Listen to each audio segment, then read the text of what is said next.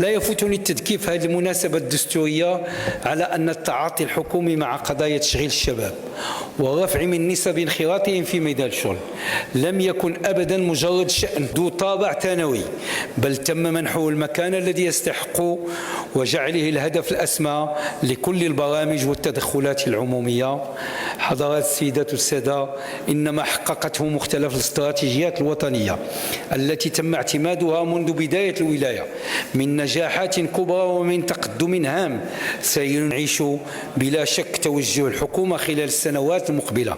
نحو تيسير شروط الإدماج الاقتصادي في وجه الفئات الباحثة عن منصب شغل لتمتيعهم بأعلى مستوى ممكن من العيش الكريم، وهو المسار الذي سيتيح التغلب على الصعاب مهما كان حجمها، كما سيمكن من رفع سقف آمالنا وطموحاتنا